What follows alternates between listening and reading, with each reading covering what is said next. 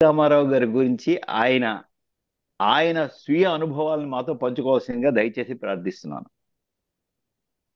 అయ్యా, చాలా ధన్యవాదాలు మూర్తి గారు మీ అభిమానానికి. చెప్పవలసిన విషయం ఏమిటంటే, ఇందులో నేను చెప్పబోయే విషయాలన్నీ ఆయన జన్మస్థలం గురించి, ఆయన పేరెంట్స్ గురించి అవి నాకు డైరెక్ట్గా తెలియవు, రికార్డ్స్ వల్ల సాధించినవే కానీ మిగతా విషయాలు చాలా చెప్పేవి స్వానుభవమే. ఆయనని దాదాపు కనీసం ఒక 50 మాటలనే కలిసి ఉంటాను నేను, వివిధ దశల్లో. ఎట్లా అది నా ఉద్దేశంలో ఎన్టీ రామారావు గారు ఒక ఒక వింత, ఒక విధమైన పర్సనాలిటీ. ఎటువంటిదంటే, వారు ప్రతిరోజు తమలో ఉన్న కొత్త శక్తులను గుర్తించుకుని వెంటనే ఎదుగుతారు, మళ్ళీ కొత్త శక్తులను గుర్తించుకుంటారు, మళ్ళీ ఎదుగుతారు. అటువంటి మనిషి. ఆయన జీవితంలో మొదలెట్టినప్పుడు ఆయన నటుడు అవుతామని అనుకోలేదు, గ్రాడ్యుయేట్ అవుతాడని అనుకోలేదు, ఫిల్మ్ ప్రొడ్యూసర్ అవుతారని అనుకోలేదు, రాజకీయవాది అవుతాడని అనుకోలేదు. మాట్లాడగలను అంటే సినిమాలో డైరెక్టర్ చెప్పింది మాట్లాడటమే తప్ప స్వయం ప్రతిభతో మాట్లాడతానని కూడా అనుకోలేదు ఆయన. అయినా ఆయన వివిధ దశల్లో, అంటే నాకు ఊహ తెలిసి ఆ, 1954, 53, 54 నుంచి ఆయన నాకు పర్సనల్గా పరిచయం. అంతకుముందు నాకు పరోక్షంగా పరిచయం ఏమిటంటే, ఆయన మా బాబాయ్ గారు వినోద పిక్చర్స్ బ్యానర్స్ మీసిన పిక్చర్స్లో చాలా వాటిలో యాక్ట్ చేశారు ఆయన. అందువల్ల కొంచెం పరిచయం ఉంది. ఆ పరిచయమే నాకున్న అధికారి, ఏమంటారు, అధికారం ఇచ్చిందేమో ఇక్కడ ఈ సమాజంలో మాట్లాడటానికి అనుకుని నేను ఇప్పుడు మీకు 2, 3 పార్ట్స్గా చెప్దాం అనుకుంటున్నాను. తొందరగానే ముగిస్తాను. తర్వాత ఇందులో చాలామంది వాళ్ళ అభిప్రాయాలు వ్యక్తం చేయటానికి అర్హులు చాలామంది ఉన్నారు. లాస్ట్ అంటే 45 నిమిషాలు ఉన్నారు. అలా కాకుండా ఒక హాఫ్ అన్ అవర్లోనే నేను చెప్పదలుచుకుని ముగించి 10, 15 నిమిషాలు, 20 నిమిషాలు మనం ఒకళ్ళనొకళ్ళు ముచ్చట్లాడుకుందాం. ఓకే, అది విషయం. అసలు వీరి స్వస్థలమైన నిమ్మకూరు గ్రామానికే ఒక ప్రత్యేకమైన చరిత్ర ఉంది. అక్కడి నుంచి మొదలెట్టాలి మనం. అసలు అంటే మనుషులు వలసపోవటం మీరు ఎరుగుదురు. ఒక గ్రామం వలసపోయిన సంగతి ఇది. ఇది దాదాపు ఈ విలేజ్ దాదాపు 400, 500 ఏళ్ల చరిత్ర ఉన్న విలేజ్ ఇది. ఒరిజినల్గా బందర్ బెజవాడ రోడ్డుకి చాలా దగ్గరగా వితిన్ 1 మైల్ ఉండేది ఇది. గోల్కొండ నవాబులు కులీ కుతుబ్ షా ప్రభుత్వం వచ్చిన తర్వాత వాళ్ళు బందరు రేవుని చేజెక్కించుకున్నారు. అప్పుడు హైదరాబాద్ నుంచి బందర్ వరకు ఉన్న రోడ్లు, ఆ చుట్టుపక్కల ఏరియాస్, అంటే రోడ్డు వాళ్ళ కంట్రోల్లో ఉండాలి కదా, ఎందుకంటే వాళ్ళకు ఉన్నది అది ఒక్కటే పోర్ట్. అది దాన్ని, ఆ రోడ్డుని కంట్రోల్ చేయాలంటే ఇటు 10 మైళ్ళు అటు 5 మైళ్ళు కూడా కాసుకొని ఉండాలి, ఎవళ్ళు రోడ్డుని ఛేదించకుండాను అడ్డుకోకుండాను. ఈ తురక సైనికులు హైదరాబాద్ నుంచి బందర్ వెళ్ళటము, వాళ్ళు రిలీవ్ అయ్యి మళ్ళీ ఇంకో బ్యాచ్ రావటం, ఇంకో బ్యాచ్ వెళ్ళటంతో రోడ్డుకి దగ్గరగా ఉన్న గ్రామాల్లో చాలా అలజడులు, అల్లర్లు జరిగేవి. అరాజకాలు, అత్యాచారాలు కూడా జరిగేవి. అందువల్ల ఈ నిమ్మకూరు గ్రామస్తులు అప్పటికే 200 ఇళ్ళు ఉండి ఉంటాయి. వాళ్ళందరూ కలిసికట్టుగా అనుకుని మొత్తం గ్రామాన్ని అక్కడి నుంచి 20 మైళ్ళు షిఫ్ట్ చేసుకున్నారు. చరిత్రలో ఒక వింతైన విషయం ఇది. ఒక గ్రామం గ్రామం మొత్తంగా అన్ని కుటుంబాలు కలిసి ఈ ఉన్న స్థలాన్ని వదిలేసి ఇంకో చోట కొనుక్కునో, అదలా బదిలీ చేసుకునో, ఏదో చేసుకుని అక్కడ మళ్ళీ ఏముంది? నిల్చు. మ్యూట్ చేసుకోవాలి. మ్యూట్ చేసుకోండి. ఓకే. అది అక్కడ నందమూరి వారి, అంటే మనకు తెలిసిన రికార్డ్స్లో మొదటి ఆయన నందమూరి వారి, ఇప్పుడు ఎన్టీఆర్ గారి ఆ, నందమూరి రామయ్య అంటారు ఆయన. ఆయనకి పెద్ద వ్యవసాయం లేదు, కానీ షోక్ మాత్రం చాలా ఎక్కువ ఉండేదిట. నాటకాలు వేసేవారు. ఎప్పుడు శుభ్రంగా తెల్లటి లాల్చి కుర్తా వేసుకుని పక్క జేబులో పంచె దోల్చిపెట్టి బెంగాలీ స్టైల్లో, ఇంకో జేబులో సిగరెట్ అమ్మ 555 సిగరెట్లు పెట్టి నలుగురు ఐదు మిత్రులతో టీవీగా తిరుగుతూ ఉండేవారట. ఆయన పేరు షోక్ రామయ్య. ఆయన నాటకాల్లో వేసేవారట, కథలు చెప్పేవారట, అన్నీ చేసేవారట. అంటే ఎన్టీఆర్ గారిలో ఉన్న కళ అనే దానికి బీజాలు అక్కడే పట్టాయి, జీన్స్లో ఉన్నాయని మనకు రూఢిగా తెలుస్తుంది దీనివల్ల. ఈయన పాండవోద్యోగ విద్యాలయ అనే నాటకం అక్కడ వేస్తూ ఉంటే పక్క ఊళ్ళో కొమరవోలు అనే ఊళ్ళో ఉండే సూరయ్య గారు తన అమ్మాయి చంద్రయ్యకి రామయ్య తగిన వరుడు అంటే పాండవోద్యోగ విద్యాలయంలో భీముని పాత్ర వేశారట షోక్ రామయ్య గారు. ఆయన అది చూసి ఆహా నా పిల్లకి తగిన వరుడు ఈయనే నిశ్చయించి తన చంద్రమ్మకిచ్చి షోక్ రామయ్య గారికి ఇచ్చారు. ఈ చంద్రమ్మకి చెల్లెలు అంటే సూరయ్య గారికి పెద్ద కూతురు చంద్రమ్మ అయితే ఆమె చెల్లెలు వెంకట్రామమ్మ. అంటే వెంకట్రామయ్య అంటాం మగవాళ్ళైతే. తెలుగు నానుడు ఎలా ఉంటుందంటే రామమ్మ అనరు, రావమ్మ అంటారు, వెంకట్రామమ్మ. ఓకే. ఆ వెంకట్రామమ్మకి ఆ పక్కన ఉన్న కొమరవోలులోనే పెద్ద వ్యవసాయదారుడు 80 ఎకరాల పొలం ఉండేది ఆయనకి, లక్ష్మయ్య గారని ఆయనకి ఇచ్చి పెళ్లి చేశారు ఈ రెండు కుటుంబాలు. చంద్రమ్మకి పిల్లలు కలగల, కానీ వెంకట్రామమ్మకి ఎన్నో ఏళ్ల తర్వాత ఓ కొడుకు పుట్టాడు. ఆ కొడుకే నందమూరి తారక రామారావు. ఆయన జననం మే 28, 1923. ఈ ఈ ఈ ఇద్దరు జత పేరెంట్స్కి ఒకటే కొడుకు అనమాట. అందుకని చాలా అల్లారుముద్దుగా పెరిగారు. శోకరామయ్య గారికి అంటే సూరయ్య గారి పెద్దలుడు, ఆయనకి ఎలాగో ఆస్తులు లేవు. ఈయనకి మాత్రం ఈ సూరయ్య గారి రెండో అమ్మాయి వెంకట్రామయ్య మొగుడు నందమూరి లక్ష్మయ్య గారికి ఉండే ఆస్తి అంతా కూడా ఖరారవుడైపోయింది. ఎలా అయిందో మనకి పెద్దగా రికార్డ్ చెప్పట్లేదు, కానీ ఆయన చాలా భేద స్థితిలోకి వచ్చాడు. ఈయన ఎదిగి 5వ క్లాసు 3వ క్లాసు చదివాడు అప్పటికి. ఆ నిమ్మకూరులో కానీ కొమరవోలులో కానీ 5వ తరగతి దాటి స్కూళ్ళు లేవు. ఈ లోపల లక్ష్మయ్యను వైఫ్ వెంకట్రామమ్మ చేరి ఏమనుకున్నారంటే మనకి ఆస్తి ఎలాగూ పోయింది ఇక్కడ, పిల్లవాడికి చదువు కావాలి, బెజవాడ వెళ్ళి వాడిని ఇంగ్లీష్ మీడియం అంటే ఇంగ్లీష్ చెప్పే స్కూల్లో వేయించి మనం అక్కడైనా వ్యాపారం చేసుకుందామని బెజవాడ వెళ్ళి అక్కడ మాకు చిరపరిచులైన కౌతా ఫ్యామిలీస్లో ఉన్న ఒక పూర్వీకుడు కౌతా సూర్యనారాయణ గారికి విపరీతమైన పెద్ద ఆస్తులు ఉండేవి. ఆ కౌతా వారి దగ్గర వారి పొలంలో ఒక షెడ్ అద్దెకి తీసుకుని అందులో 2 గేదెలను పెట్టి పాల వ్యాపారం పెట్టారు. ఈ పాలు క్యాన్స్ డబ్బాలు సైకిల్కి రెండు వైపులా కట్టుకుని తొక్కి ఇంటింటికి కానీ హోటళ్ళకి కానీ సరఫరా చేయవలసిన డ్యూటీ 6వ తరగతిలో చేరిన ఈ కుర్రాడి మీద పడింది. అంటే ఎన్టీ రామారావు గారి మొట్టమొదటి ఉద్యోగం పాల సరఫరా. చాలా రోజులు జరిగింది అది, ఆ పాల సరఫరా వ్యవహారం. తర్వాత ఆయనకు ఓ తమ్ముడు పుట్టాడు త్రివిక్రమరావు. ఇక్కడ ఒక సామ్యం మనం గమనించాలి. త్రివిక్రమరావు గారు అనే చుక్కాని లేకపోతే ఈ పడవ సాగేది కాదు, ఆర్థికంగా కానీ ఇతరత్ర లక్ష్యాలు సాధించడానికి.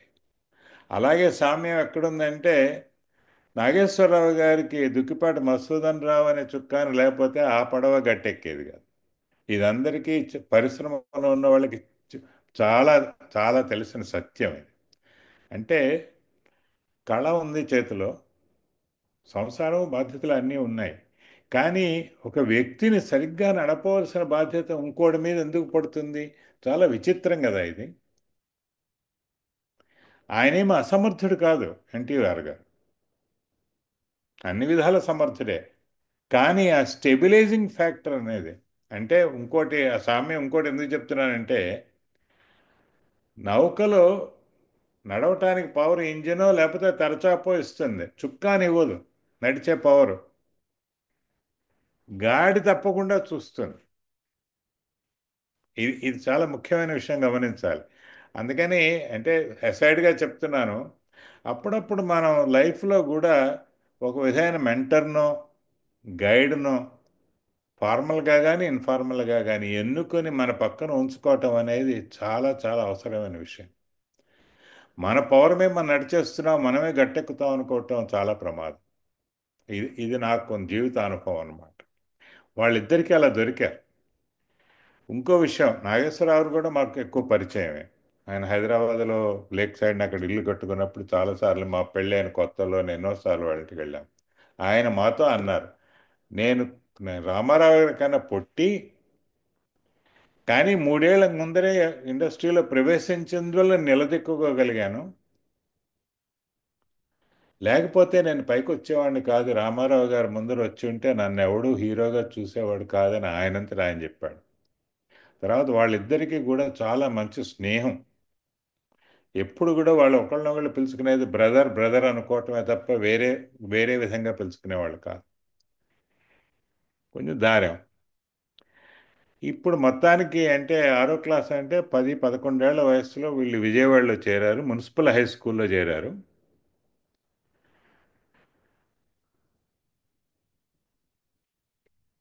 ఈ పాల సరఫరా వ్యాపారము, సైకిల్ తొక్కి అన్ని సప్లై చేయటంలో శరీర కష్టం యొక్క వాల్యూ తెలిసింది ఆయనకి.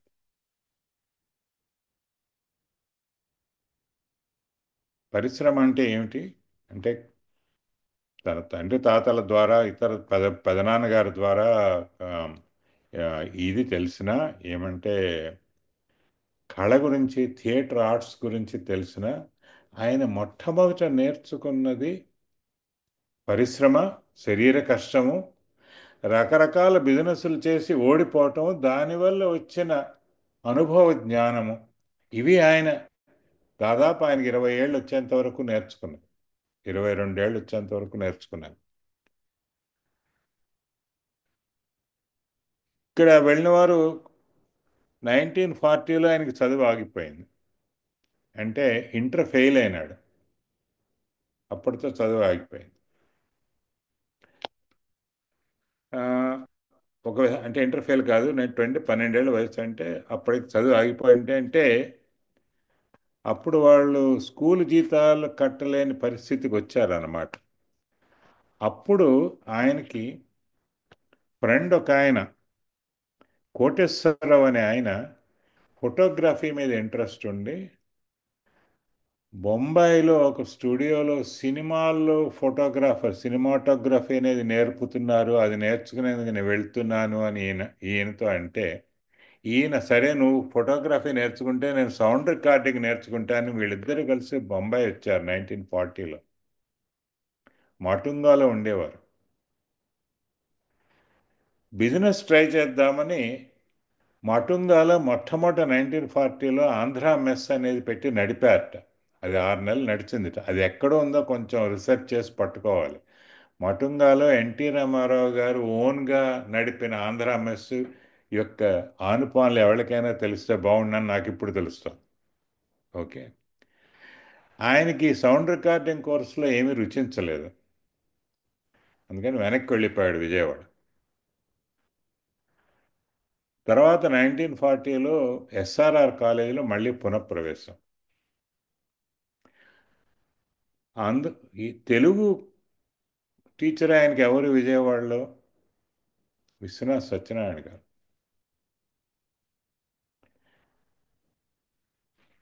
ఒక కళాభిమాని, ఒక కళా తపస్వి ఒకళ్ళనొకళ్ళు ఢీకుంటే ఎలా ఉంటుందో కూడా వృత్తాంతాలు ఉన్నాయి. ఓకే. ఆయన అంటే ఒక ఇన్సిడెంట్ నేను చదివిని చెప్తాను. విశ్వనాథ్ వారి రచన ఒక నాటకం ఉందిట, రాచమల్లుని దౌత్యము అని. అంటే ఇవి పల్నాడు గాథల్లో వస్తాయి. ఈ బాలచంద్రుడు, నలగామరాజు, నాగమ్మ, దౌత్యం చేసిన వారు, రాచమల్లి అనేవాడు వాళ్ళకి సంధి ఏర్పాటు ఇవన్నీ వస్తాయన్నమాట. అది నాటకం. అందులో అందరికీ వేషాలు కుదిరాయి. ఈయన కొత్తగా చేరాడు ఎస్ఆర్ఆర్ కాలేజీలో. ఇదివరకు ఉన్న వాళ్ళు ఈ నాటకాల గ్రూపులో ఉన్న వాళ్ళకి హీరో వేషం, సైజోడు, అన్ని సైడ్ హీరోలు, క్లౌన్ అన్నీ వేసుకున్నారు.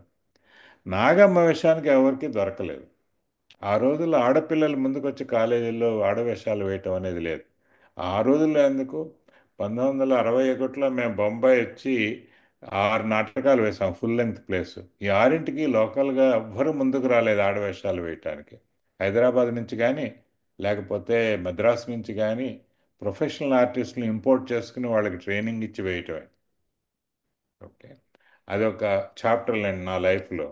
6 డ్రామాలు ప్రొడ్యూస్ చేశాము. అంటే నీడలేని ఆడది, చిల్లర కొట్టు చిట్టెమ్మ, మరో మోహంజదారో, భాగ్యనగరం ఇత్యాదులు అన్నీ full fledged with sound and light. ఎందుకంటే కలకత్తాలో ఒక దశలో నేను బెంగాల్ థియేటర్లో చాలా ప్రసిద్ధిగాంచిన తపస్సేన్ అనే ఆయన దగ్గర స్టేజ్ లైటింగు, స్టేజ్ సెట్టింగ్ నేర్చుకున్నాను. అందువల్ల జరిగింది అది. సరే, ఈ ఆడవేషం ఎవరు వేయాలి? నాగమ్మ వేషం. అప్పటికి అంద ఎన్టీ రామారావు చాలా అందగాడు. ఈ అందగాడని చెప్పడం అనేది ఆ తర్వాత తర్వాత ఆయన్ని పల్లెటూరు పిల్లలో హీరో వేషం వేసి ఇచ్చిన బిఏ సుబ్బారావు గారు ఒక ప్రైవేటు లెటర్స్లో వక్కణించారు. ఏమిటి? మనుషులకి, అయ్యా బాల ఎవరో కానీ మీరు మ్యూట్ చేసుకోవాలండి.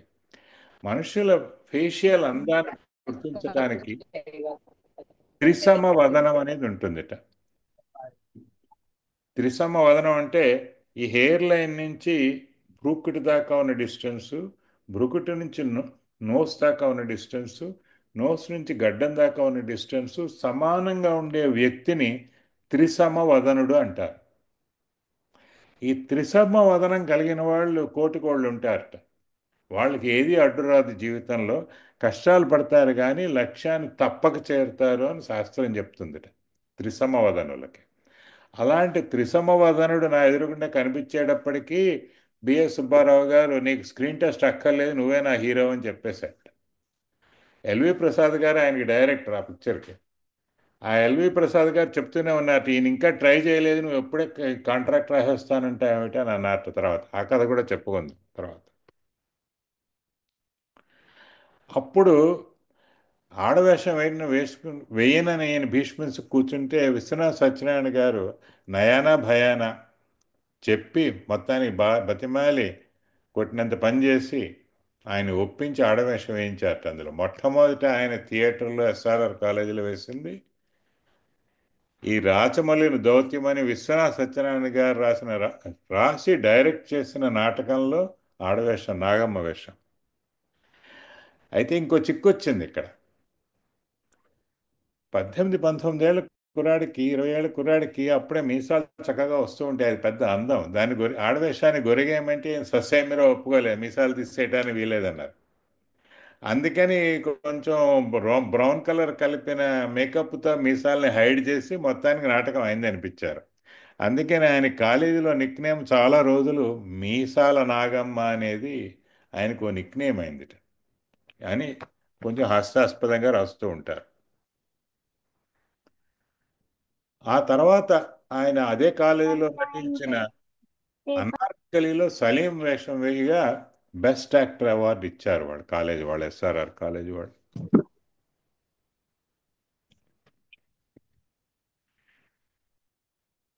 ఇక్కడ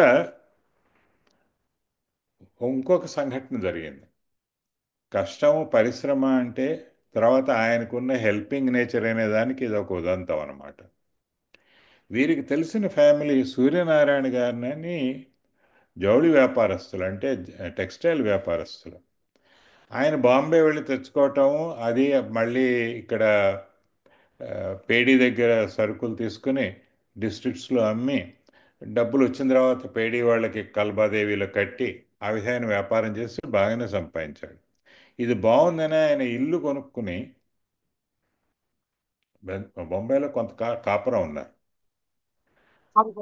అప్పుడు ఆయన మీద కసిగట్టిన మిగతా వ్యాపారస్తులు దొంగ కేసు పెట్టి అరెస్ట్ చేసి ఈయన జైల్లో పెట్టాలని ట్రై చేశారు సూర్యనారాయణ గారు. అప్పుడు ఆ సూర్యనారాయణ అనే వ్యక్తి గబగబా వచ్చి వీళ్ళని ఫ్యామిలీ ఫ్రెండ్స్ అయిన వీళ్ళని సహాయం కోరితే ఎన్టీ రామారావు గారు అన్నీ వదిలేసి వచ్చి కాలేజీ కూడా వదిలేసి వచ్చి 2 నెలలు బొంబాయిలో ఉండి వీడి సూర్యనారాయణ గారు లాయర్ దాదర్లో ఉండేవారట. ఈయన ఉండేది ఎక్కడో మటుంగాలోనే ఇంకా ఎక్కడోనో. అక్కడి నుంచి రోజు 8 కిలోమీటర్లు 8 మైళ్ళు లేకపోతే అట్లాగా ఆ లాయర్ ఆఫీస్కి ఒక్కరోజు కూడా బస్సు కానీ ట్యాక్సీ కానీ గుర్రబండి కానీ రిక్షా కానీ ఎక్కలేదు టైం. ప్రతిరోజు నడిచి వెళ్ళి దాదర్ దాకా వెళ్ళి లాయర్ ఆఫీస్ దగ్గర కూర్చొని కోర్టులకు వెళ్ళి మొత్తానికి సూర్యనారాయణ గారిని రక్షించి బయట పడేసిన తర్వాతనే ఆయన తిరిగి వచ్చాట. ఓకే. ఆయన తన జీవితంలో ఫ్రెండ్స్తో చెప్పుకున్నట్టు చెప్పేవాట, ఆ రోజుల్లో నేను బాంబేలో నడిచినంత నడక ఎప్పుడూ నేను నడవలేదని చెప్పాట ఆయన. అంటే man of principle, helping nature and కష్టానికి వెరవడు అని ఇంతవరకే తెలిసిపోతుంది మనకి. పైగా నటించగలడు, త్రిసమవదనుడు, హ్యాండ్సమ్ ఫెలో, రాచఠీవి ఉంది నడకలో, మాట డెలివరీలో ఆ రీగల్ రాజస్వం ఉట్టిపడుతూ ఉంటుంది. అందుకని ఎవరికైనా చూసినా నాటకంలో కానీ సినిమాల్లో కానీ హీరోగా వేయించాలని ఆశ కలుగుతుంది.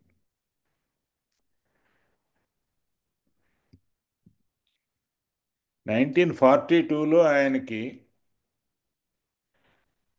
కొమరువోలు గ్రామస్తులే, అంటే నిమ్మకూరు కొమరువోలు కొంచెం దగ్గర దగ్గర గ్రామాలు, వివాహ సంబంధాలతో ఏకమైన గ్రామాలు. కాట్రగడ్డ చెంచయ్య గారి అమ్మాయి బసవరామ తారకం అనే అమ్మాయిని ఇచ్చి పెళ్లి చేశారు. 1942లో జరిగింది. ఈ పెళ్లితో ఇంటర్ ఇదివరకు ఒకసారి తప్పాడు కదా, ఇంటర్ ఈ పెళ్లి తర్వాత ఇంకోసారి తప్పాడు.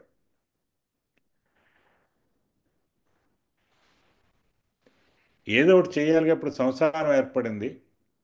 తండ్రిదేమో పాల వ్యాపారం, ఇంకో ఇంకో శాల్తీ ఇంట్లో ఉంది. ఆవిడకి అందచందాలు కానీ అలంకారాలు కానీ లేకపోతే కొత్త పెళ్లి కూతురు చూసుకోవాలి, కాబట్టి ఏదో ఒకటి ఉద్యోగం చేయాలి. ఇంటర్ దాకా చదివాడు కాబట్టి 4 ఇంగ్లీష్ ముక్కలు వచ్చు కాబట్టి కోర్టులో అటెండర్ ఉద్యోగం దొరికింది ఆయనకి. విజయవాడ సబ్ జడ్జి గారి కోర్టులో అటెండర్ ఉద్యోగం, నెలకి 64 రూపాయలు జీతం మీద దొరికింది. ఈ కథ ఇంకా ఎందుకు చెప్తున్నానంటే ఆయనలో ఎంత కళాభిమానం ఉన్నా, నటించగలను అని గ్యారంటీ ఉన్నా, అవార్డులు వచ్చినా, ఇంక మీద తర్వాత కూడా చెప్తాను నేను వచ్చిన, ఆయన చదువు మాత్రం మానలేదు. ఆ సన్నివేశం కూడా ఉంది.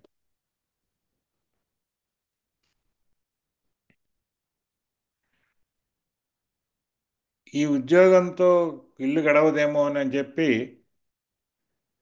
ఇంకొక ఫ్రెండ్తో కలిసి పొగాకు వ్యాపారం, ఆ పొగాకు వ్యాపారం వృద్ధి చెందిన, అంటే పొగాకు అంటే పొలాల నుంచి తీసుకొచ్చి క్యూర్డ్ పెద్ద పెద్ద ఆకుల్లాగా ఉంటాయి, అవి రైతులకు అమ్మితే వాళ్ళ చుట్టాలు వాళ్ళే కట్టుకుంటారు. ఇదేదో బాగానే ఉంది అని చుట్టలు చుట్టి ప్యాకెట్లలో పెట్టి అమ్మించేసే వ్యాపారం కూడా చేశారు. ఒక ఆయన ఆ, బొబ్బూరి వెంకయ్య అనే పార్ట్నర్ ఆయనకి, అంటే కాలేజ్ ఫ్రెండ్ ద్వారా దొరికిన పార్ట్నర్ అనమాట. ఆ వెంకయ్య గారు హఠాత్తుగా పోవటంతో ఈ పొగాకు వ్యాపారం కాస్త చచ్చిపోయింది. ఆ తర్వాత ఎన్టీ రామారావు గారు ప్రింటింగ్ ప్రెస్ పెట్టారు. హ్యాండ్ ఆపరేటెడ్ ట్రెడిల్ మిల్స్ వచ్చేవి ఆ రోజుల్లో, జర్మనీ నుంచి తయారై మరీ వచ్చేవి ఆ ట్రెడిల్ ప్రింటింగ్ ప్రెస్సులు. ఇప్పటికీ కూడా చిన్న చిన్న వెడ్డింగ్ కార్డ్స్ వేసే వాళ్ళ దగ్గర అవి చూడొచ్చు మీరు. షార్ట్ రన్స్ 200, 300, 500 వేయాలంటూ ఒక చేత్తో పేపర్ పెట్టడం, కొట్టగానే ఇంకో చేత్తో అది తీసేయటం, టకా టకా టకా నడుస్తుంది వ్యవహారం. ఇవన్నీ ఫెయిల్ అయ్యేటప్పటికీ మొత్తానికి కాపురం ఎత్తేసి నిమ్మకూరికి వెనక్కి వెనక్కి వెళ్ళిపోయారు 1942 ఎండ్కి. నిమ్మకూరులో ఎందుకంటే రామయ్య గారికి ఇంకా కొంచెం పొలం, పెదనాన్న గారిని రామయ్య గారికి ఇంకా కొంచెం పొలం ఉంది, అక్కడ వ్యవసాయానికి కుదురుకున్నారు. కానీ ఆ వ్యవసాయం చేయటం నచ్చలేదు.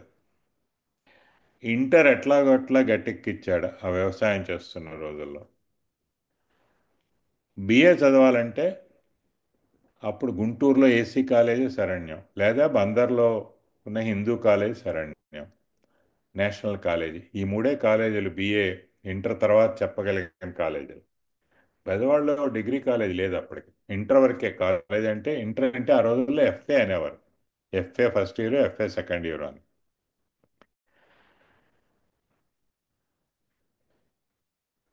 అయితే మళ్ళీ విజయవాడ వచ్చి కాపురం పెట్టి, అంటే తండ్రి పాల వ్యాపారం నడుస్తూనే ఉంది కదా, అక్కడ చేరుకొని పొద్దున్నే ట్రైన్లో గుంటూరు వెళ్ళి మళ్ళీ తిరిగి రావటం. తెలుగు పీరియడ్లు ఆఖరి పీరియడ్స్లో ఉండేవి. ఆ మీ పీరియడ్ ఎప్పుడూ మిస్ అయ్యేవాడు కాదు. ఆ రోజుల్లో తెలుగు టీచర్లు ఊరికే చదవమని రాయమని వదిలేసేవారు కాదు. పద్యం చెప్తే పద్యాన్ని యాక్ట్ చేసి చదివి గంభీరంగా ఆ ఛందస్సు, ఆ పదం, యతిప్రాసలు, ఒత్తి, ఆ ఊనికలతో సహా చేసి చూపిస్తేనే ఆ పద్యం నేర్చుకున్నట్టు.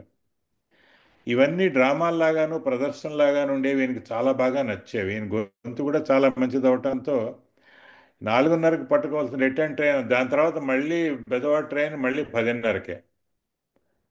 పొద్దున్నే వెళ్ళటం, రాత్రి 10 తర్వాత 11, 12 తర్వాత వచ్చి ఇంటికి వచ్చి పడుకోవటం. అది కాలేజీ లైఫ్ ఆయన. ఇలా జరుగుతూ ఉండగా ఆయన 2, 3 నాటకాలు వేశారు. ఈ నాటకాలు వేయటంలో ఆ రోజు గుంటూరులోని ఏసీ కాలేజీలకు చదువుకొని ఈయనకి సమకాలికులైన ప్రభృతులు ఎవరెవరయ్యా అంటే కొంగర జగ్గయ్య గారు, ముక్కామల, కేవిఎస్ శర్మ అనే వ్యక్తి, ఇంకో ఆయన వల్లభజోస్సుల శివరాం అనేవారు. వీరందరూ చివరికి సినిమాలకు వచ్చినవాడే. ఈయనతో సమానంగా నటించగలిగి ఒక ఒక నాటకానికి ఆలీ ది కాబ్లర్ అనే ఇంగ్లీష్ నాటకాన్ని అనువదించి తెలుగులో వేస్తే వీరిద్దరూను నాయకుడు ప్రతినాయకుడిగా ఇద్దరికి జాయింట్గా, అంటే జగ్గయ్య గారికి ఎన్టీ రామారావు గారికి జాయింట్గా బెస్ట్ యాక్టర్ అవార్డు ఇచ్చారట 1946లో. తర్వాత నాయకుడు నాటకంలో ఈయన బాలచంద్రుడు జగ్గయ్య వేస్తే నలగామరాజు పార్శ్వని ఈయన వేశారు. అక్కడ వీళ్ళు ఇటువంటి వాళ్ళు ఉండటము, గుంటూరు కూడా ఒక మంచి నాటకాలకి కళకి ఒక సెంటర్ కావటం వల్ల సినిమాల్లో పాత్రలకి తగిన పాత్రధారులు అని వెతుక్కుంటూ వచ్చే వాళ్ళకి గుంటూరు కూడా ఒక సెంటర్. అందులో ఒక పరిచయంలో, అంటే ఒక నాటకంలో బలిదానం అని ట్యాగూర్ గారు సాక్రిఫైస్ అనే బెంగాలీలోను ఇంగ్లీష్లో రాసిన నాటకానికి బలిదానం అని అనువదించి జగ్గయ్య గారు తెలుగు స్క్రిప్ట్ రాస్తే దాన్ని వేసినప్పుడు ఒక ఆయన చూశారు. ఎవరు ఆయన అంటే, ఇప్పుడు తెలుగు సినిమా ప్రథలో సీనియర్ శ్రీరంజని, జూనియర్ శ్రీరంజని ఇద్దరున్నారు. Senior Sriranjani singing star. ఆవిడ 9 సినిమాల వరకు వేసి హఠాత్తుగా పోయింది. ఆ సీనియర్ శ్రీరంజన్ కొడుకు మల్లికార్జునరావు అని గారి వ్యక్తి ఇక్కడ ఎన్టీ రామారావు గారి సమకాలికుడు, ఆ కాలేజీలో ఉన్నాడు. ఆయన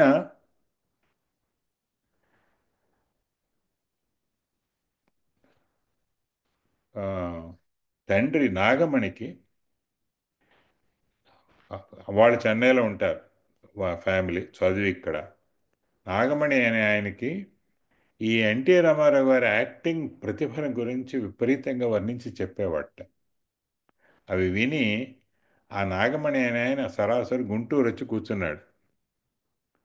కూర్చుని ఈ మల్లికార్జునరావు ఈ వేషము ఎన్టీఆర్ గారు నలగామరాజు వేషాలన్నీ వేయటం చూసి ఆయన స్నేహితుడైన పుల్లయ్య గారు కీలుగుర్రం అనే సినిమాకి హీరోను వెతుక్కుంటున్నారు కాబట్టి ఆ హీరో పాత్రకి ఎన్టీ రామారావు గారిని సజెస్ట్ చేస్తే బాగుండును అని చెప్పి, అప్పుడు పుల్లయ్య గారు వేరే పని మీద గుంటూరు వచ్చి ఏదో సత్రంలో దిగితే ఆ సత్రానికి ఈయన లాక్కుపోయారు.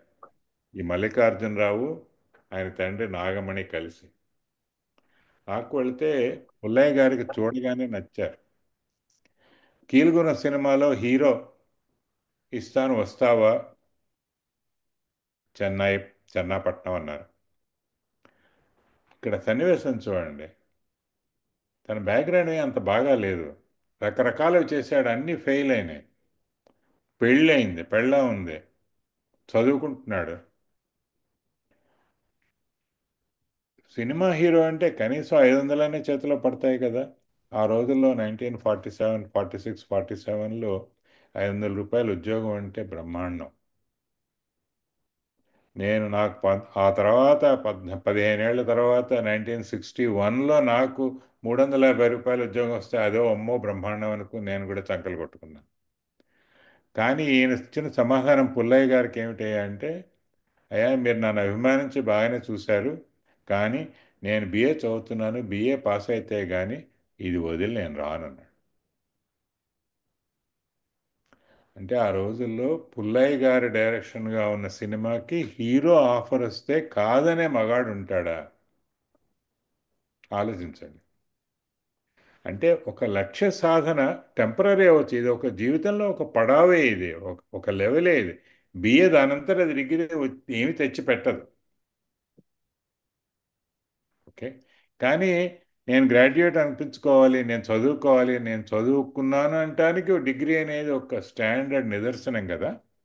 అందువల్ల అది సాధించని వదిలిపెట్టినని వదిలేశాడు, రానన్నాడు చెన్నై. ఆ తర్వాత బిఏ పాస్ అయిన తర్వాత మద్రాస్ పబ్లిక్ సర్వీస్ కమిషన్ పరీక్షలు రాసి నెగ్గి సబ్ రిజిస్ట్రార్గా సెలెక్ట్ అయినాడు. అప్పుడు ఆయనకి పై అధికారి డిప్యూటీ రిజిస్ట్రార్ గారు ఇదంతా విని అతన్ని అక్కడ కొండవీడు విహారానికి ఆఫీస్ స్టాఫ్ అందరూ వెళ్తుంటే ఆయనతో కూడా ఆ పెద్ద ఆఫీసర్ ఆయన కూడా వచ్చి ఇన్ని వేరేగా కూర్చోబెట్టుకుని, నీకన్నా 20 ఏళ్ళు పెద్దవాడిని, ఈ రోజున నా అమ్మాయికి పెళ్లి జరిగితే నలుగురికి 10 మందికి పట్టు చీరలకు పెట్టడానికి నా దగ్గర సత్తా లేదు. ఈ డిగ్రీ వల్ల నువ్వేం సంపాదించగలవు, ఏం చేయగలవు?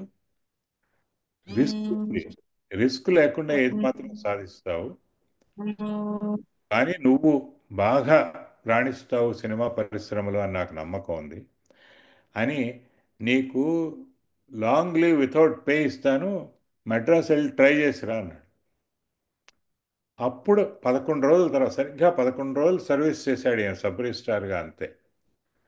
లీవ్ వితౌట్ పే మీద వెళ్ళాడు మెడ్రాస్. అక్కడ జరిగిన సంఘటనలు ఏమిటయ్యా అంటే, ఈయన పుల్లయ్య గారు పెట్టిన కీలుగుర్రం సినిమా ఆగిపోయింది. ఏ కారణాల వల్ల అంటే ప్రొడ్యూసర్ డబ్బులు లేవు వ్యవహారం. మీర్జాపురం రాజా గారు మన దేశం అనే పిక్చర్ తీస్తున్నారు. ఆ పిక్చర్కి హీరో కింద సెలెక్ట్ చేయాలి అని ఉన్నది. అక్కడ ఆ సినిమా షూటింగ్ దానిలోనే, ఆ స్టూడియోలోనే ఓ మూల ఓ షెడ్లో ఈ బిఏ సుబ్బారావు గారి ఆఫీస్ ఉంది. ఎల్వి ప్రసాద్ గారితో మీటింగు అన్నీ అయిన తర్వాత ఆ ప్రసాద్ గారే డైరెక్ట్ చేయబోతున్న పిక్చర్ పల్లెటూరు పెళ్ళికి ప్రొడ్యూసరు బిఏ సుబ్బారావు గారు. ఆయన చూడటానికి వెళ్ళారు, ప్రసాద్ గారే పంపించారు. ఇంకోటి ఉంది, అప్పుడప్పుడు పిక్చర్లు స్టార్ట్ అయ్యి పూర్తి కావు, అందుకని మన దేశంలోకి తీసుకుంటాను, సుబ్బారావు గారిని కూడా నేను మెప్పించామంటే అందులో కూడా నీకు హీరో వేషం ఇస్తానంటే ఆయన అక్కడికి వెళ్ళాడు. అప్పుడు ఆయన మొట్టమొదటిసారి చూసిన సుబ్బారావు గారు చెప్పిన వార్త ఇది, ఈయన త్రిసమవదనుడు, టీవీ ఉన్నవాడు, మాట మాట ఉన్నవాడు, గంభీరమైన ప్రెజెన్స్ ఉన్నవాడు, కాబట్టి తన ఉనికి తాను స్థాపించుకోగల సామర్థ్యం ఉన్నవాడు, వీడికి నీకు స్క్రీన్ టెస్ట్ అక్కర్లేదు, ప్రసాద్ గారు చేస్తే చేశారు లేకపోతే లేదు, నిన్ను బుక్ చేసుకుంటాను అన్నాడు పల్లెటూరు పిల్ల. ఆ విధంగా ఆయన సినిమాల్లో సెటిల్ అవటం.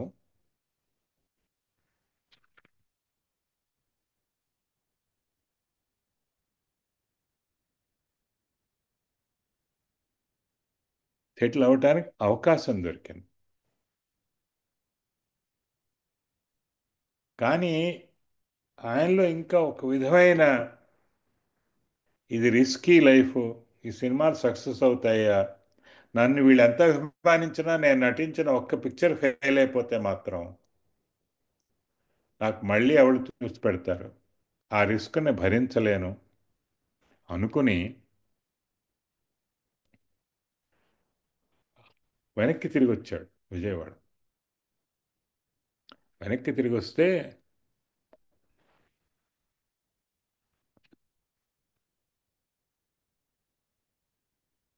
అప్పుడు ఆయనతో కూడా ఫ్రెండ్ అయిన డివిఎస్ మణ్యం గారిని ఇంకో ఫోటోగ్రాఫర్ చూసి, బాబు నీ ఫోటోలు నేను ఎన్నో చూశాను, పుల్లయ్య గారికి, పుల్లయ్య గారి ద్వారా ఎల్వి ప్రసాద్ గారికి నేనే ఫోటోలు పంపించాను, నాకు చాలా నమ్మకం ఉంది నువ్వు ఎందుకు తిరిగి వచ్చావు, నీతో కలిసి ఉంటాను నేను అని మళ్ళీ 4 రోజుల్లో మళ్ళీ బెజవాడ నుంచి మద్రాసు రైలు ఎక్కించి ఆయనతో కూడా ఉండి ఒక లాడ్జీలో వెళితే ఉంటే ఆ రోజుకి 5 రూపాయలు అన్నట్టు ఆ లాడ్జీ వాళ్ళు. అంటే రోజుకి 5 రూపాయలు నేను కట్టను పో అంటే ఇంకో లాడ్జీలో వీళ్ళిద్దరే కాక ఇంకో ఇద్దరు రూమ్కి నలుగురుండే లాడ్జీలో రోజుకి 2 రూపాయలు చొప్పున ఉంటే దానిలో చేరారు వీళ్ళు వచ్చి. ఆ తర్వాత ఎల్వి ప్రసాద్ గారి కిందన యాక్షన్ కి డైరెక్టర్ చెప్పిన యాక్షన్ చేయటం అనేది ఇంతవరకు ఆయన చేసింది స్వతహాగా తనకు తెలిసిన యాక్షనే. భావ ప్రదర్శన కానీ, అంగవిన్యాసం కానీ, అడుగులు కానీ, టైమింగ్ కానీ, డైలాగు కానీ, అంటే నాటకం స్టేజ్లో పర్ఫెక్ట్ టైమింగ్ ఉండాలి, అంటే రీటేక్ ఉండదు. సినిమాల్లో కొంచెం అడ్జస్ట్మెంట్, ఆ టైమింగ్ కానీ, ఆ డెలివరీ కానీ, పోస్చర్ కానీ అడ్జస్ట్మెంట్కి తా ఉంది. నాటకాల్లో తర్ఫీదైన వ్యక్తికి టైమింగ్ ఆటోమేటిక్గా వస్తుంది. ఇవి కానీ అన్నీ నేర్చుకుంటూ సినిమాకి తగినట్టుగా నేర్చుకుంటూ అలా ఆయనకి చిత్ర జీవనం మొదలైంది. ఆయనకి మన దేశంలో చిన్న పాత్ర అయినా 2,000 రూపాయలు వేతనం ఇచ్చారు. ఆ రోజుల్లో నాగయ్య గారు పెద్ద హీరో. ఆయన హీరోగా నటించిన వాటికి ఆయన 90,000 నుంచి 1,00,000 రూపాయలు తీసుకునేవాడట. ఆ మన దేశంలో హీరో అయిన సిహెచ్ నారాయణరావు అనే వ్యక్తికిను ఎన్టీ రావు గారికి చాలా స్నేహం కుదిరింది. ఆ నారాయణరావు గారికి 25,000 ఇచ్చారట ప్రొడ్యూసర్ మీర్జాపురం రాజా గారు. ఇవి ఆ తర్వాత ఇంకా విజయవాడ దృష్టికి వెళ్ళి వాళ్ళు అమెరికన్ స్టూడియో పద్ధతిలో ఈయన కాంట్రాక్ట్ ఇచ్చి నెలకింత జీతం, పిక్చర్కి ఇంత అని ఆఫర్ ఇచ్చారు. 2 ఏళ్ళు మా దగ్గర ఉద్యోగం చేయాలి, మొదటి ఏడాది 500 రూపాయల నెలకి, పిక్చర్కి 6,000, రెండో ఏడాది నెలకి 750, పిక్చర్కి 7,500 నిర్ణయించారు. అప్పుడు త్రివిక్రమరావు ఇంతో చెప్పి వీళ్ళు ఎలాగూ టర్మ్స్ పెడుతున్నారు కాబట్టి మనం కూడా కౌంటర్ టర్మ్స్ పెట్టాలి అని చెప్పి ఇంకో టర్మ్స్ వీళ్ళు పెట్టింది ఏమిటంటే, విజయవాహిని పిక్చర్స్ మీరు తీసిన అన్ని పిక్చర్స్లోనూ ఈయనే హీరోగా ఉండాలి అని నిబంధన పెట్టారు. అంటే బిజినెస్లో తెలివితేటలు ఫ్యామిలీలో ఉన్నాయి, అందువల్లనే రాణించాడని కూడా చెప్పవచ్చు. ఆ విధంగా ఇంకా ఆయనకి తిరుగులేని ప్రయాణం ఆరంభమైంది. వరుసగా పిక్చర్లు షావుకారు, పాతాళ భైరవి, మల్లీశ్వరి, పెళ్లి చేసి చూడు, పల్లెటూరు, దాసి, సంసారం. ఈ 2 ఏళ్ల జయంగా చంద్రహారం అనే పిక్చర్లో విజయవాహిని వాళ్ళు ఘోరమైన లాస్ పొంది ఆ కాంట్రాక్ట్ అప్పటితో ఆగిపోయింది. ఆ తర్వాత పిచ్చి పుల్లయ్యను సినిమా తీశారు. డైరెక్షన్ తాతినేని ప్రకాశ్రావు గారు, సంగీతం టీవీ రాజు, హీరో ఈయన. ఈ ముగ్గురు కలిసి లాడ్జ్లో 2 ఏళ్ళు గడిపారు. ఈయన హీరోగా ఆఫర్స్ వచ్చి నటిస్తూ ఉంటే డైరెక్షన్లో సక్సీడ్ అవ్వాలని తాతినేని ప్రకాశ్రావు, మ్యూజిక్లో సక్సీడ్ అవ్వాలని టీవీ రాజు. వాళ్ళ వాళ్ళ లక్ష్యం, దీక్ష ఎలా ఉంటుందంటే, ఒక పిక్చర్లో ఒక పాటకి టీవీ రాజు గారు 17 డిఫరెంట్ ట్యూన్లు కట్టి పాడించి వినిపిస్తే తాతినేని ప్రకాశ్రావు గారు ఎన్టీ రామారావు ఎన్నుకున్నది చాలా బ్రహ్మాండమైన సక్సెస్ ఏదని వాళ్ళు రాసుకున్నారు. అంత పరిశ్రమ చేసేవాడు. ఇదిలో ఫస్ట్ పార్ట్ అయింది. నాకు సొంత పరిచయం ఎలా జరిగిందయ్యా అంటే, మా బాబాయ్ గారు తీసిన కన్యాశుల్కం డ్రామాలో 2 కీలకమైన పిల్ల పాత్రలు కావాల్సి వచ్చారు. యంగ్ యంగ్ స్టేజ్లో ఉన్నాం. అందులో నేను మా చెల్లెలు కూడా నటించాం కన్యాశుల్కం సినిమాలో. అది తెలిస్తే మా నాన్న వీపు చీరేస్తాడని భయపడి పేర్లు మార్చి పెట్టుకున్నాం అందులో. ఓకే. పేకేటి శివరామ గారు మా గార్డియన్. పొద్దున్న షూటింగ్ ఉన్న రోజుల్లో నాన్నగారు ఆఫీస్కి వెళ్ళగానే మేము స్కూల్ ఎగ్గొట్టి నేను మా చెల్లెలు ఆయన మన డిఎల్ గారి ఇంపాలా కారు, అదో పెద్ద నావలాగా ఉండేది, పెద్దది 30 అడుగుల పొడవు కారు అది, ఇంపోర్ట్ ఇంపాలా, షెవర్లే ఇంపాలా కారు. దాని నిండా నగిషీలు. అందులో కూర్చోవటమే మహద్భాగ్యంగా భావించేవాడు. సినిమా మన దేవుడు ఎరుగు, మేము ఇంపాలలో కాళ్ళు స్టైల్గా వెళ్ళటమే మాకు ఆనందం. ఓకే. అది వచ్చి రంగులు కడిగేసేసుకుని మళ్ళీ 4ంటికి 5ంటికల్లా ఇంటికి వచ్చి, అందుకని మాకు సీన్ ఉన్నా లేకపోయినా రోజు వెళ్ళేవాళ్ళం. ఆల్మోస్ట్ పిక్చర్ షూటింగ్ అన్న అక్కడ 100-150 రోజులు షూటింగ్ నడిచాయి. అప్పుడు అందరూ పర్ఫెక్షనిస్ట్లే. మా బాబాయ్ పర్ఫెక్షనిస్టు, డైరెక్టర్ పర్ఫెక్షనిస్టు, ఎన్టీఆర్ గారు ఇంకా ఎక్కువ. అందుకని ప్రతి సీను ఓకే చేయటానికి. సావిత్రి వచ్చినప్పుడల్లా హడలు జనాలకి, అందరూ బెస్ట్ బిహేవియర్ మీద ఉండాలి. ఓకే. కాబట్టి నిజంగా ఆ పిక్చర్లో హీరో అంటూ ఉంటే సావిత్రి, అందులో క్వశ్చన్ లేదు. ఈ ప- మ- ఈయనకి పెద్దగా పెద్ద రోల్ లేదు ఎన్టీఆర్ గారికి. అంటే కన్యాశుల్కం పిక్చర్లో రియల్ హీరో ఏంటంటే ఆ డిఫరెంట్ సీన్స్ యొక్క కలయిక, అందులో కథా గమనమే దానికి ఆ పిక్చర్కి తీసిపెట్టింది. సబ్జెక్ట్ చాలా సింపుల్ సబ్జెక్ట్. అంటే అప్పుడప్పుడు కథ నడిపిన తీరే హీరోయిజం సంపాదించేస్తుంది, పిక్చర్ సక్సెస్ కారణం అవుతుంది. ఓకే. అందులో ఒరిజినల్ దానిలో కన్నా కొంచెం విలక్షణంగా కంటి వేయటం, ఆ కంటి పోవటం పెద్ద రిస్క్, అది చాలా విహారం, అది చాలా బాగా నడిచింది. అందులో నాకు బాగా దోస్తి, నేను చిన్నవాడిని, ఆయన పెద్దవాడు, హీరో. నలుగురు చూసి ఓహో ఓహో అనుకునేవాళ్ళు. ఆయన కోసం ఆయన ఇంటి చుట్టూరా, బజులుల్లా రోడ్లో ఆయన ఇంటి చుట్టూరా వచ్చి కాపలా కాసేవాళ్ళు. ఇంతమందిలో మేము డైరెక్ట్గా వెళ్ళి ఆ సినిమాలో నేను చాలా గర్వంగా ఉండేది ఆ రోజుల్లో. 54-55లో పిక్చర్ రిలీజ్ అయింది. ఆ తర్వాత మళ్ళీ ఆయన కలవటం, ఆయన హైదరాబాద్ వచ్చి రామకృష్ణ స్టూడియోస్ కట్టినప్పుడు నేను పనిచేస్తున్న ఎయిర్ కండిషనింగ్ కంపెనీలో కాంట్రాక్ట్ చేసి ఆ స్టూడియో ఎయిర్ కండిషనింగ్ చేయటంలో మళ్ళీ కలవటాలు ఇలాగ. ఆ తర్వాత ఇంకో ఫేజ్లో, రాజకీయం ఫేజ్లో, అంటే 1982లో తెలుగుదేశం పార్టీ స్టార్ట్ చేశారు. ఈయనకి ప్రజాసేవ అనే స్ఫూర్తి ఎప్పుడూ ఉన్నది. ఆయన రాయలసీమ ఫ్యామిన్లోను, 1977లో బందరు కోస్తాలో వచ్చిన పెద్ద తుఫాన్లోను, తర్వాత నేషనల్ డిఫెన్స్ ఫండ్ అని దాదాపు 200 మంది ఆర్టిస్టులు వెనకాల వేసుకొని నెల రోజులు ఊరు ఊరు తిరిగి ప్రదర్శనలు ఇచ్చి డబ్బులు కలెక్ట్ చేయటం, ఇవన్నీ ఆయనకి ఆ human touch with the common man అనేది ఎప్పుడు ఇంప్రూవ్ చేసుకున్నాను చూశాడు. ఆ తర్వాత ఆ పీరియడ్లో 1979-84 నేను మద్రాసులో ఉండటం జరిగింది. టీటీకే సంస్థకి మేనేజింగ్ డైరెక్టర్గా పనిచేస్తూ. ఆ రోజుల్లో నెలకు ఒకసారన్నా ఆయన పిలిస్తే, ఆయనకి షూటింగ్లు కాక పక్కన ఖాళీగా ఉంటే పిలిచేవాడు. ఆయన మాట్లాడుకోవాల్సిన సబ్జెక్ట్స్ ఏమిటి, ఐడియాలజీస్, క్యాపిటలిజం ఏమిటి, సోషలిజం ఏమిటి, కమ్యూనిజం ఏమిటి, వీటిని మించింది ఏమైనా ఉందా, మన వాల్యూస్కి వీటి వాల్యూస్కి డిఫరెన్స్లు ఏమిటి, ఒకటి ఎందుకు సక్సెస్ అవుతుంది, ఒకటి ఎందుకు ఫెయిల్ అవుతుంది. అప్పుడు నేనేవో పుస్తకాలు సంపాదించి ఇప్పుడు మీకు చెప్తున్నట్టుగా కొంచెం చదివి తెలుగులో చెప్పడానికి ప్రయత్నించి, కొన్ని తెలుగు అనువాదాలు దొరికితే, ఇప్పుడు దాస్ క్యాపిటల్కి తెలుగు అనువాదం ఉంది. కానీ యాడమ్స్ గారి వెల్త్ ఆఫ్ నేషన్స్ అనే పుస్తకం చాలా చాలా చాలా ముఖ్యమైన పుస్తకం. అంటే ఒక దేశం యొక్క సంపద ఎలా పెరుగుతుంది అనేది ఆయన రాశాడు పుస్తకం, ది వెల్త్ ఆఫ్ నేషన్స్ అని. నీ సంపద ఎలా పెరుగుతుందంటే మాకు, నీకు, నాకు, నీకు బాగా తెలుసు. సంపాదించడం, కూడబెట్టుకోవడం, దొంగతనం చేయటం, లేదా లంచాలు తీసుకోవటం. ఒక దేశం ఎలా చేయగలదు? దేశానికి, దేశం అంటే సంపద అంటే ఐడియా ఏమిటి, దాన్ని నిర్వర్తిస్తేనే రాజకీయంగా ఎవడైనా నిలవగలడు అనేది ఒక శాస్త్రం, రూల్ ప్రవేశపెట్టారు ఆ వెల్త్ ఆఫ్ నేషన్స్ అనే పుస్తకంలో. అలాంటివి తర్వాత కార్ల్ మార్క్స్, ఏంజల్స్ వారి రైటింగ్స్, ఇతరత్ర.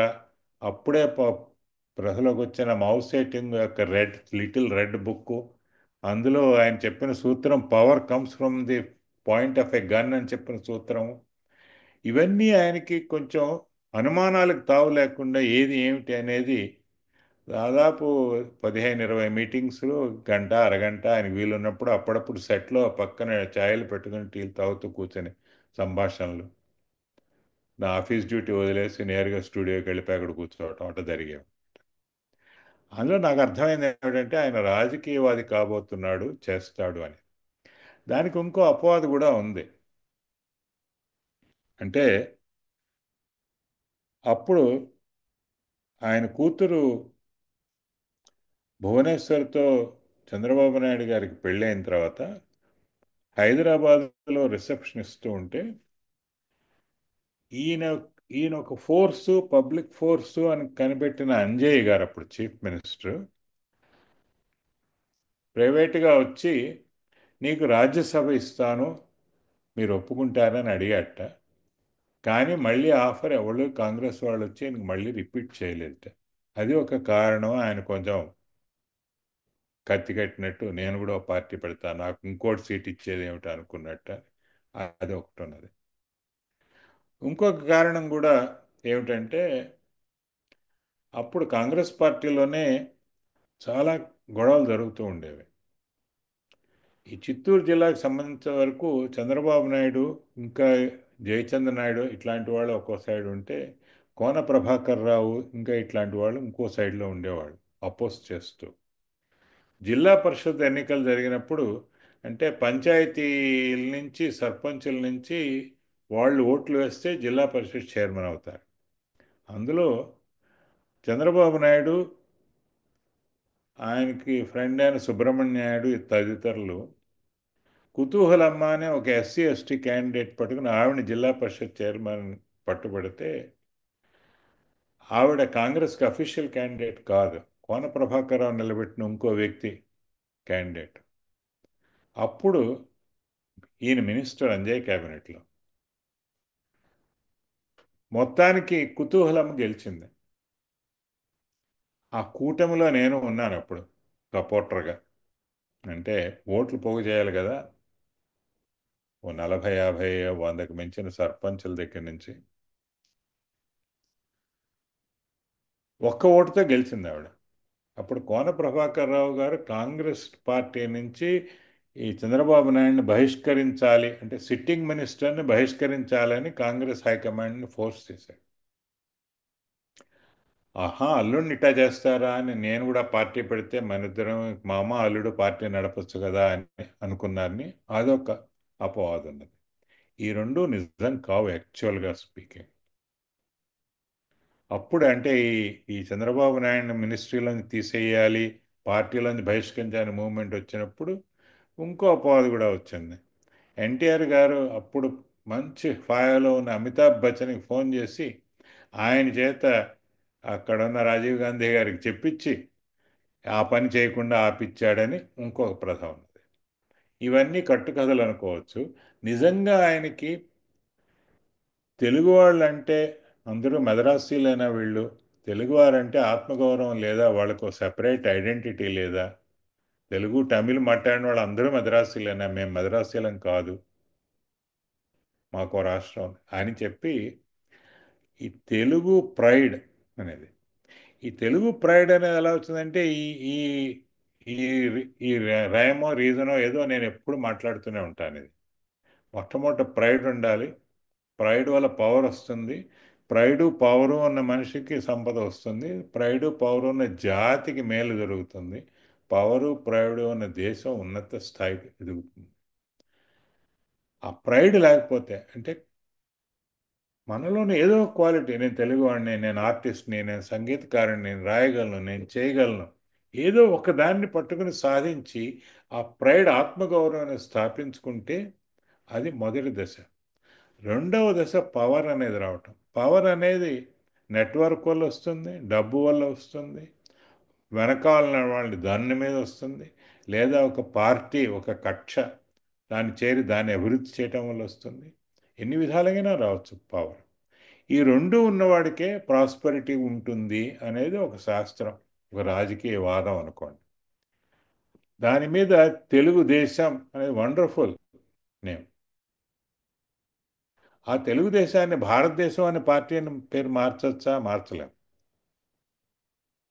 అలా మార్చబోయి కొంగు తిన్నాడు కేసీఆర్ గారు. తెరాస భరాస ఎలా అవుతుంది? పేరాస అవుతుంది తప్ప. ఓకే. నా అభిప్రాయం ఏమిటంటే, in conclusion, self made man, highly ambitious. Like all people, he had some weaknesses. When a family becomes very, very rich and powerful, ఆ పరిస్థితిలో కూతుళ్ళు, కొడుకులు, అల్లుళ్ళు, కోడళ్ళు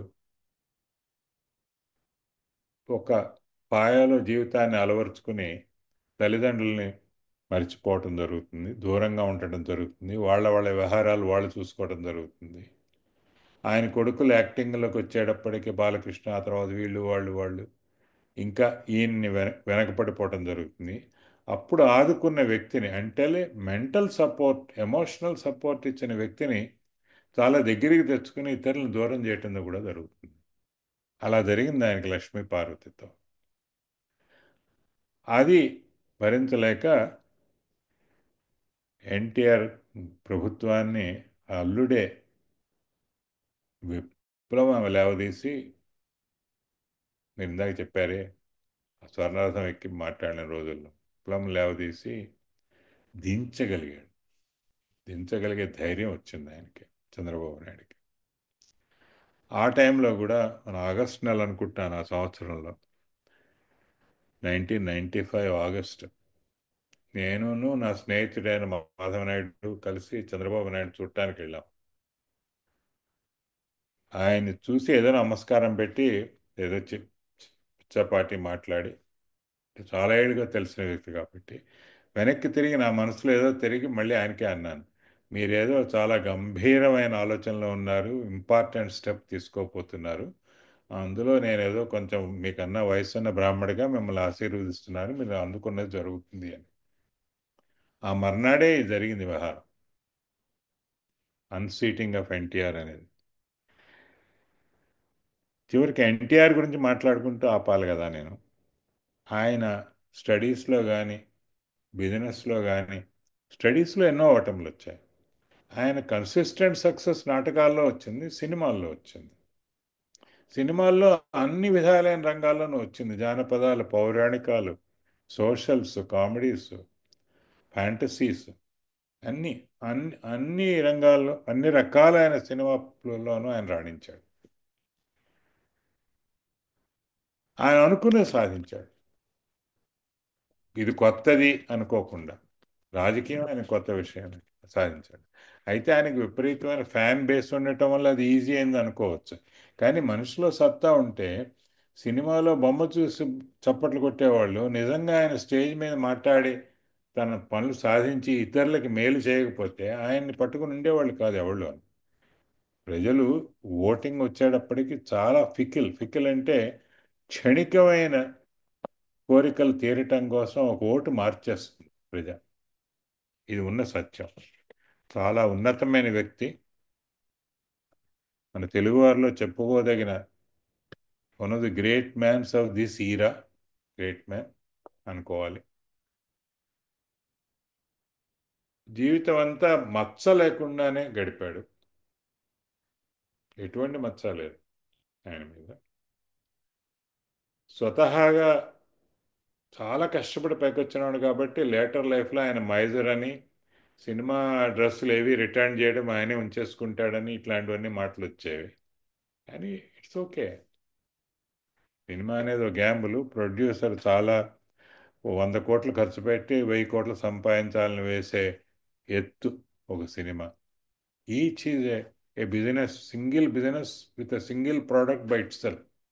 సినిమా అనే పరిశ్రమలో ఉన్న చిత్రం ఏంటంటే, ఇది కంటిన్యూస్ ప్రొడక్షన్ కాదు, ఒక ఫార్ములా అంటూ లేదు, ఒక స్టాండర్డ్ లేదు, ఒకళ్ళే ఉంటారా దాన్ని తయారు చేయటంలో, అది లేదు.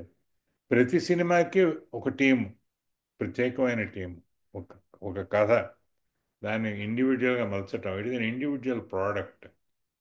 అంటే ఒకే శిల్పి అయినా శిల్పాలు చెక్కుతూ ఉంటే అన్ని శిల్పాలు వివిధమైనట్లుగానే ఒకే డైరెక్టర్ ఉన్న అన్ని చిత్రాలు విడిగానే ఉంటాయి, వేరే స్టైల్స్లోనే ఉంటాయి. ఒకే స్టైల్లో డైరెక్టర్ అదే స్టైల్లో తీస్తాడని ఏ విధమైన గ్యారంటీ లేదు, నమ్మకం అంతకన్నా లేదు.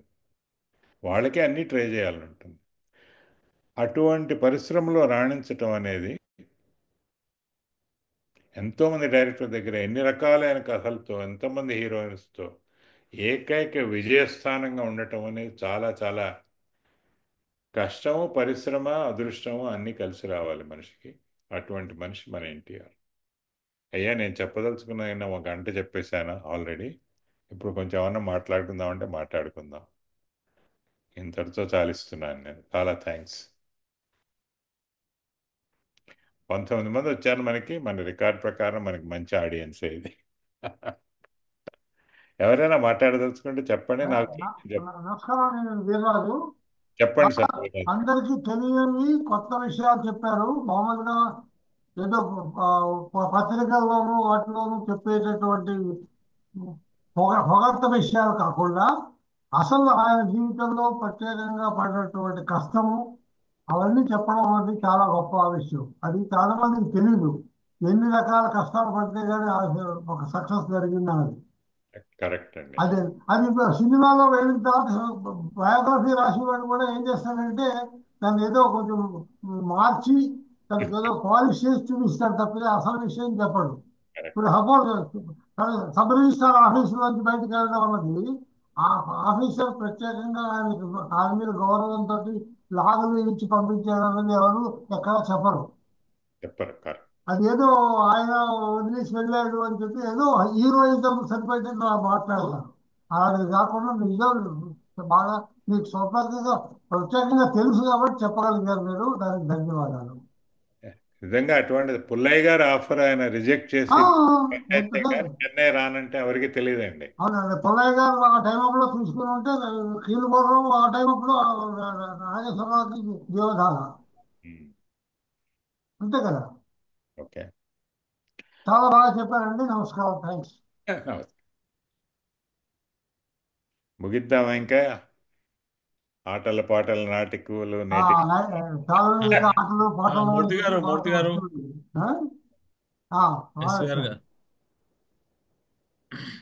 Just 2-3 minutes we have. చెప్పండి సార్. అన్మ్యూట్ చేయండి. మూర్తి గారినే అన్మ్యూటా సార్. నమస్తే గురువు గారు. నమస్తే. జగన్ బాబు గారికి, అంబల గారిని ఎదుగును. నిమ్మల్ గారు, అంబల ఆయన బొంబాయి కథల ద్వారా తెలుసు నాకు. ధన్యవాదాలు సార్. జగన్ బాబు గారు నమస్తే సార్. నమస్తే. చెప్పండి సార్. మనం కలిసి చాలా రోజులు అవుతుంది. ఎప్పుడు 98, 99 మనం బోర్వెల్లి ఈస్ట్ లో కలిసినాం ఆఫీస్ లో. ఆ తర్వాత కలవలేదు.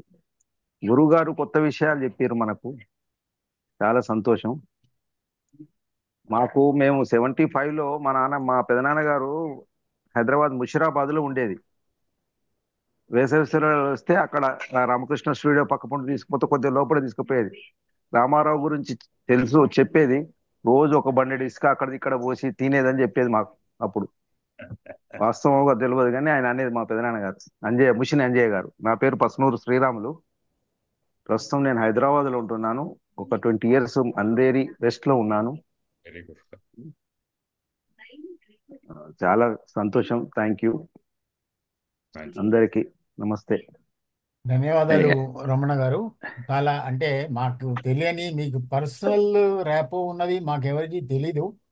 మీరు కార్పొరేట్ రంగంలో తర్వాత ఇలా మేనేజ్మెంట్ స్టడీస్లో ఉన్నారని తెలుసు, కానీ ఎన్టీ రామారావు, నాగేశ్వరరావు గారితో వ్యక్తిగతంగా మీకు అనుబంధం ఉందని తెలియదు. దానివల్ల మాకు ఎన్నో విషయాలు చెప్పారు, తెలిసాయి. దానికి చాలా ధన్యవాదాలు. అంటే ఇది చాలా అమూల్యమైన సమావేశం అని అనుకుంటున్నాను. ఎందుకంటే ఈ విషయాలు చాలా మందికి తెలియవు. తెలిసినా కొన్ని కప్పాలని చూస్తుంటారు, కానీ ఇవి ఫస్ట్ హ్యాండ్ ఇన్ఫర్మేషన్ కాబట్టి ఇంకా చాలా అపీలింగ్గా ఉంది. ధన్యవాదాలు సార్. చాలా చాలా థ్యాంక్స్ అండి. కాలింగ్ నమస్కారం అండి అందరికీ. మూర్తి గారు. ఇప్పుడు రమణ గారు చెప్పిన తర్వాత నాకు తెలిసిందంటే ఎన్టీ రామారావు గారికి ఆ రోజుల్లోనే ముంబైతో ఇంత అవినాభావ సంబంధం ఉందా అన్న సంగతి నీకు తెలిసి ఆశ్చర్యపోయాను. ఎంతసేపు మద్రాసుకే ఎన్టీ రామారావు గారు బాగా ఎక్కువ సుపరిచితులు అనుకున్నాం, కానీ ఆయన మొదట్లో ఇన్ని వ్యవహారాలు చేశారు అనేది తెలిసి ఆశ్చర్యం వేసింది. అలా యాదృచ్ఛికం ఏంటంటే జగన్ బాబు గారు రమణ గారి ద్వారా నేను ఇంకో విషయం చెప్తాను. గత ఏడాది ఎన్టీ రామారావు గారి 100వ ఇది అన్ని 100 నగరాల్లో ఆయన 100వ ఇది చేస్తున్నప్పుడు వాళ్ళ టీం వచ్చారు. వచ్చి రెండు మూడు అసోసియేషన్ దగ్గరికి వెళ్ళారు. చాలా స్వల్ప కాల వ్యవధిలో 3-4 రోజుల వ్యవధిలో వాళ్ళకి ఒక కార్యక్రమం చేసి పెట్టాలి అంటే మిగతా వాళ్ళందరూ చేతులు తీశారు. బాంబే లైట్ నగరంలోని ఒక వేదిక దొరకాలి, జనాలు కావాలి, వాళ్ళందరికీ భోజనాలు పెట్టాలి, వాళ్ళందరికీ మాట్లాడే వ్యక్తులు కావాలి, అవన్నీ రావాలి అంటే ఊరికాని ఊర్లోనే ఎలాగా అంటే వాళ్ళకి ఎవరో జగన్ బాబు గారి అడ్రస్ చెప్పారు. వెంటనే ఈయన వెళ్ళి కేవలం 3 లేదా 4 మాక్సిమం రోజుల వ్యవధిలో దాదర్ లాంటి చోట ఒక వేదిక తీసుకుని, ఒక హాల్ తీసుకుని, అంతమందికి భోజనాలు అరేంజ్ చేసి ఒక 350 మంది ఆడియన్స్ ని తీసుకొచ్చి అందరూ ఎన్టీఆర్ అభిమానులు స్వల్ప కాల వ్యవధిలో తీసుకొచ్చారు. ఆ మాట్లాడిన వ్యక్తుల్లో నేను కూడా ఒకడిని. ఎన్టీ రామారావు గారిని ఇమిడియేట్ చేస్తూ అక్కడ ఆ రాష్ట్ర స్థాయిలో ఆవిడ తేజస్వి అని ఒక ఆవిడ ఉన్నారు. ఆవిడ చెప్పారు, ఎస్విఆర్ మూర్తి గారు మాట్లాడిన తర్వాత నేను ఎందుకు మాట్లాడుతున్నాను అని అలా అన్నారు. అంటే ఆవిడ కూడా మంచి వక్త. ఆ రోజు మేము ఎన్టీ రామారావు గారి తలుచుకున్నాం. అలాగే ఇందాక సభ కార్యక్రమం ముందుగానే రమణ గారు నా గురించి చెప్తూ ఈ పొంగనూరు రావుల్ని ఇక్కడ పర్యవేక్షిస్తున్నారని చెప్పారు. ఆ విషయం ఒక్కటి మీ అందరితో తెలియజేసుకుని నేను ముగిస్తాను. బాంబేకి పూణేకి మధ్యలో మేము బృందావనం అని ఒక 3 ఎకరాల స్థలంలో ఒక ఇది అంటే ఫ్రాక్షనల్ ఫండింగ్ వెంచర్ జగన్ బాబు గారి ఆశీర్వచనంతో మొదలు పెట్టాము. అక్కడ గత ఏడాది మేము ఈ పొంగనూరు ఆవులకి అందులో అపర్ణ అన్న గోవుని రమణ గారు దత్తత తీసుకున్నారు. ఆ గోవుకి మేము 2 జంటలకి మేము పెళ్లి చేసాం పొంగనూరు ఆవులకి. అక్కడ ఒక కృష్ణ అన్న ఒక మేల్ ఆక్స్, అపర్ణ, రాధ, సురభి 3 ఆవులతోటి, ఈ 4 ఆవులతోటి ఇంకొక రాజారాణి మొత్తం 6 అక్కడ పెళ్లి చేసి ఒక 150 మందికి భోజనం పెట్టి, ఎందుకు అంటే ఆ రోజుల్లోని మనం మొత్తం ఎలక్ట్రానిక్ మీడియా, ప్రింట్ మీడియాలో కూడా మంచి పబ్లిసిటీ ఇచ్చారు. ఏంటంటే మేము చేసింది ఏంటి, నిస్వార్థంగా రాయగడ డిస్టిక్ లోని సుభిక్షంగా ఉండాలి అని. అందరూ అవాక్ అయ్యారు మహారాష్ట్రియన్స్ అందరూ. ఎక్కడి నుంచో వచ్చి ఆంధ్ర నుంచి గోవులు తీసుకొచ్చి వాటికి కళ్యాణం చేసి మీ పర్పస్ ఏమిటి అంటే ఇక్కడ ఈ రాష్ట్రం సుభిక్షంగా ఉండాలి అనేసి. ఇది ఇంతవరకు చెప్పి సెలవు తీసుకుంటా. రమణ గారికి కృతజ్ఞతలు, జగన్ బాబు గారికి కూడా కృతజ్ఞతలు. Thank you. Last 1 minute, anybody wants to say anything? Kuchi గారు, రమణ గారు ఏదో చెప్తున్నారు. చెప్పండి సార్. నేనే చెప్తాను 1 minute. ఇప్పుడు జగన్ బాబు గారు చేస్తున్న పని కానీ, ఆనంద నిలయం కానీ, ఎంటీఎం కానీ, ఎఫ్టామ్ కానీ, బృందావనం కానీ, మూడు రావులు కానీ, ఇవన్నీ కూడాను ఒక మనిషి, ఒక సంస్థ చేసే పనులు. ఈ అవస్థని కృత్యాది అవస్థ అంటారు శాస్త్రాలు. కృత్యాది అవస్థ చేసే పనులకి మొదలుపెట్టి నేర్చుకునే స్థితిని కృత్యాది అవస్థ అంటారు. ఒక రచయిత కానీ, ఒక కవి కానీ, ఒక నవలిస్ట్ కానీ, ఒక డైరెక్టర్ కానీ, ఇటువంటి ఒక సంఘ సంస్కర్త కానీ, సంఘకర్త కానీ ఈ అవస్థలు దాటితేనే లక్ష్యం చేరుకోగలరు. ఈరోజు అటువంటి లక్ష్యం చేరుకున్న పెద్ద ఆయన్ని స్మరించుకుంటూ మనం ఈరోజు మాట్లాడుకుంటున్నాం. కాబట్టి ఈ కృత్యాది అవస్థలో ఉన్న మిమ్మల్ని అందరినీ కూడా నేను ప్రత్యేకంగా నా హృదయపూర్వకంగా ఆశీర్వదిస్తున్నాను. ఈ అవస్థ దాటి మీరు సక్సెస్ స్టేజ్కి వెళ్ళి లాంగ్ పీరియడ్ ఆఫ్ సక్సెస్ మిమ్మల్ని వరించగాక అని దీవిస్తూ, ఆ ఎన్టీ రామారావు గారు బాగా కష్టపడే వాళ్ళే వెనకాల ఎన్టీ రామారావు గారి వ్యక్తులు పైనుంచి ఆశీర్వాదం చేస్తూనే ఉంటారు. ఎందుకంటే వాళ్ళు చాలా చాలా కష్టపడి పైకి వచ్చారు కాబట్టి. ఓకే, అంతే అండి. సెలవు మీ అందరితోనూ. చాలా థ్యాంక్స్ అండి. ధన్యవాదాలు సార్. Thank you. మీరు అడిగినప్పుడు నేను చెప్పగలను అనుకోలేదు, కానీ మొత్తానికి ఏదో ఒకటి చెప్పగలిగాను. Thank you sir. Thank you. చాలా ధన్యవాదాలు. థ్యాంక్ యూ రమణ గారు, చాలా బాగా చెప్పారు. కార్యక్రమానికి వచ్చిన అందరికీ చాలా చాలా ధన్యవాదాలు. శుభరాత్రి. నేను ఒక్క మాట చెప్పదలుచున్నాను సార్. నా పేరు విఠలరావు.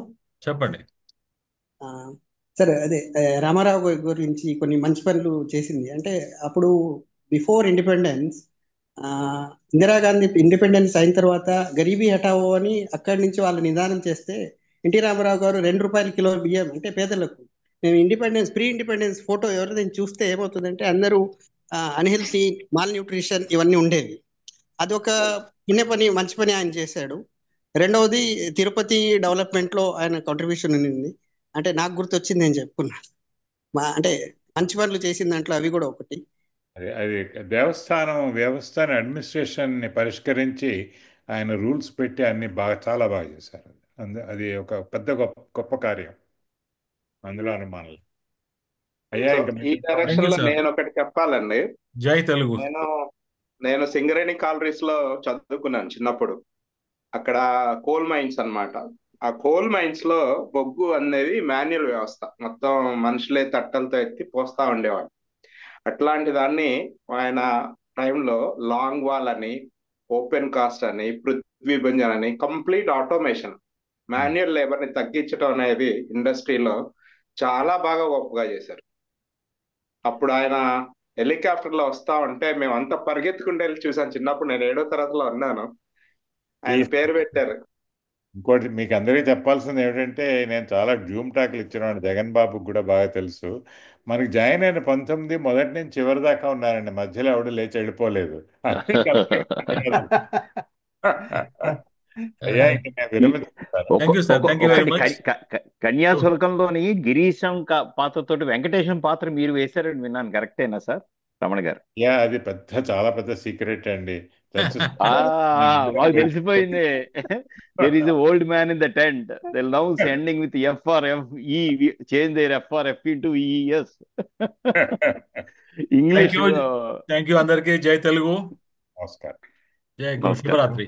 నమస్కారం అండి.